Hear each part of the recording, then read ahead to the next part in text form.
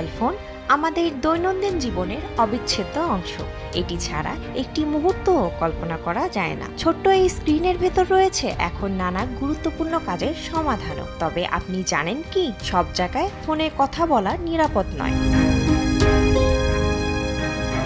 আপনি কখন, কোথায় এবং কিভাবে মোবাইল ফোন ব্যবহার করবেন তা সম্পূর্ণই আপনার ব্যক্তিগত ব্যাপার। তথ্য প্রযুক্তি বিপ্লবের যুগে মোবাইল ফোন ব্যবহারকারীর সংখ্যা যেমন বেড়েছে, তেমন বেড়েছে এর অসতর্ক ব্যবহারও। কানে মোবাইল ফোন বা হেডফোন লাগিয়ে নিয়মিত রাস্তা পার হন বহু মানুষ, যার ফলে প্রতিনিয়তই ঘটছে সড়ক দুর্ঘটনা। কথা বলতে বলতে রাস্তা পার হওয়ার সময় ট্রেনে কাটা পড়া বা বাসের চাকায় পিষ্ট হওয়ার ঘটনা আমাদের দেশে অনেক রয়েছে। একটি পরিসংখ্যান থেকে জানা যায় যে দিনে একজন মানুষ গড়ে 4 ঘন্টা 48 মিনিট মোবাইল ফোনে ব্যয় করে থাকে।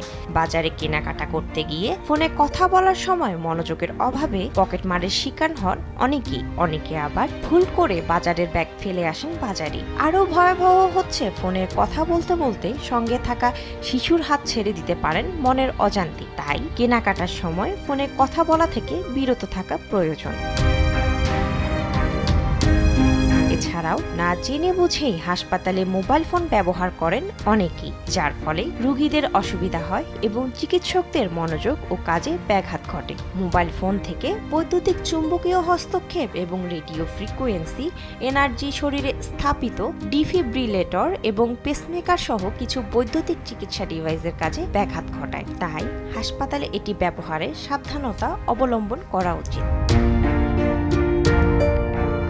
আবার গণপরিবহনে কত রকম মানুষের আনাগোনা, কারো সঙ্গে কারো পরিস্থিতি ও অভিজ্ঞতা এবং মনের অবস্থার মিল নেই। তার উপর গণপরিবহনে যাত্রা খুব একটা সুখকর নয়। তাই কিছু সময়ের যাত্রায় ফোন আলাপ করে সহযাত্রীদের বিরক্তির কারণ না হয় ভালো। এছাড়াও বিয়ে বা শোকসভায় বিশেষ আয়োজনগুলোয় আয়োজকদের প্রতি সম্মান প্রদর্শন করে নিজের ব্যক্তিগত ফোন আলাপ থেকে বিরত থাকা উচিত। খুব প্রয়োজন হলে একপাশে সরে গিয়ে স্বর নিচু করে অল্প সময় কথা বলা যেতে পারে। নিতান্ত প্রয়োজন না থাকলে এসব জায়গায় ফোনে কথা না বলাই উচিত।